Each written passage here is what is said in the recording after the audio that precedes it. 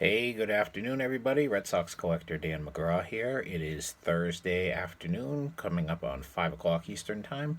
Just coming at you with a quick mail day video. Last couple of days of mail. Nice and heavy in autographs and a new one of one that I mentioned in one of my last videos. And it happens to be one of one number 20 for the collection. And it's a big one, and it's a guy I did not have a one of one of, so I will feature that. Got three other autograph cards, including two new cards for one of my new projects that I've started. And then I got two Sport Lots orders totaling about 80 cards. And with that, I eclipsed another milestone in my collection, which I'll announce at the end of the video rather. So I'm going to go ahead and get started. I'm just going to show some of the highlights of the Sport Lots order. Some Allen and Ginter silver portrait. That top one's a JD Martinez X card. Those are kind of tough to find. Picked up 7 of the Topps T206 cards, including a couple of Piedmont backs, a Allen and Ginter Black Mini Ortiz, and a Verdugo AG back. Did not have any of those yet. And then just a few more highlights here. Williams and Yaz Ginter Chromes. A bunch of Ginter Chromes. I don't know if it's the whole team set. A couple of gold label class 1s and 2s.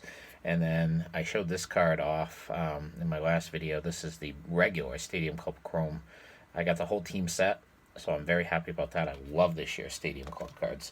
Then I had some cards from 2011. Had a bunch of Bowman cards, prospects, colored prospects, international, Chrome prospects, just some things that I thought I had, but once I did the want list, realized I didn't. So that was cool to knock those off. And then some 2020 Panini Contenders and Chronicles cards as well. Love those. Love the look of those cards. So that was the stuff I got from Sport Lots, and I'm going to show my new stuff here now. So a new project that I've been attempting to go for, and I've purchased several cards already. I've only received one. I showed it the other day. It was a 1972 Topps Eddie Casco autographed card of the manager. I've decided to go after more signed cards by Red Sox managers. I figured that would be a kind of a fun thing to do. And I've picked up 2 more, one yesterday and one today. First one is a 1982 Donruss Ralph Houck. None of these are certified. I have certified autograph cards of Francona and Farrell and Cora. I don't have, might have a Zimmer too, I'm not positive, but I got a kick out of this because, none of these claim to be, certified, if you will.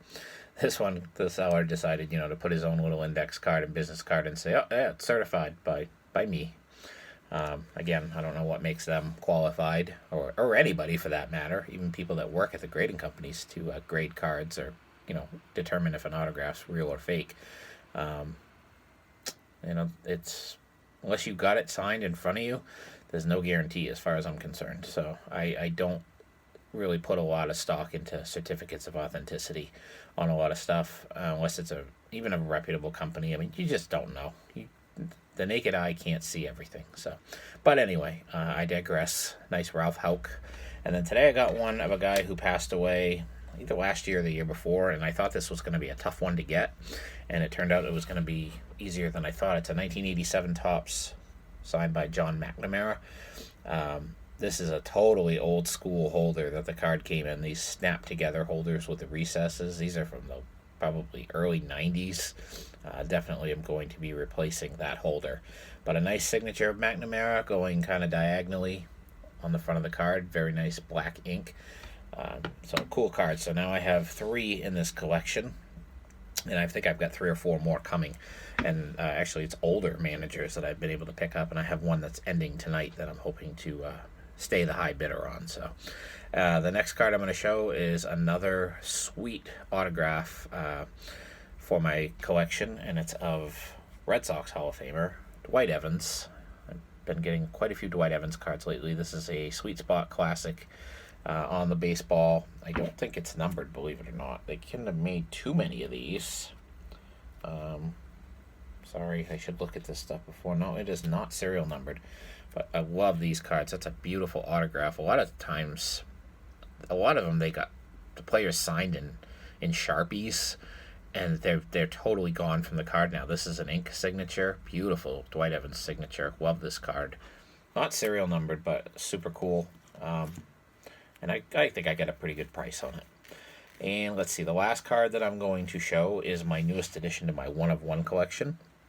And it is a big name, in my opinion, a future Hall of Famer. Some people don't think so because of the fact that he was a DH. But with his numbers and his postseason heroics, I don't know how you keep him out at this point. If you put Edgar Martinez in, you got to put this guy in. And of course, I'm speaking of Big Papi, David Ortiz. This is an Immaculate Collection card, and this is from 2016, going back a few years.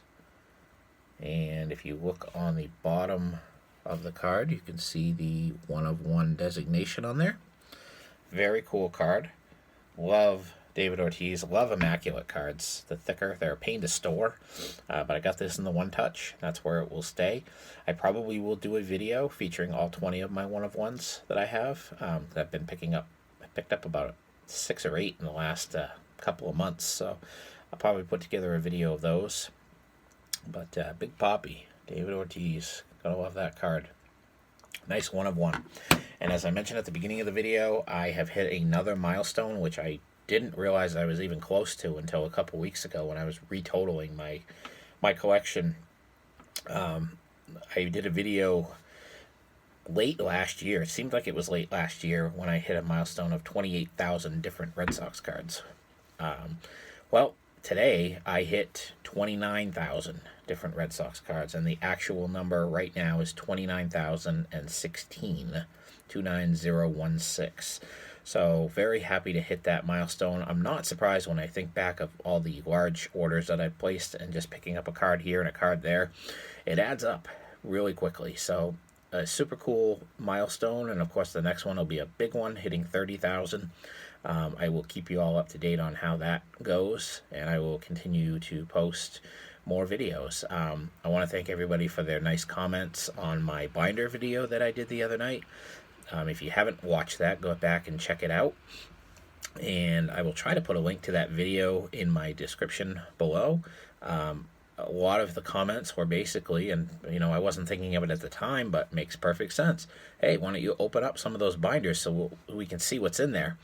So they're not. We know they're not just full of empty pages, which of course they're not. But great idea. I definitely would love to show off some of my just regular cards. I would probably show off a vintage album and then maybe pick an album from the early 2000s where I have more cards from those years, just to show off some of the vintage cards in my collection, and then show a year that I have a lot of different cards from, probably 2004, 2005, one of those years. I have a lot of cards from those years because they made a ton, so I have a lot. So that is my video for today. Thank you everybody for watching and your continued support. I hope that everybody is doing well, and everybody take care.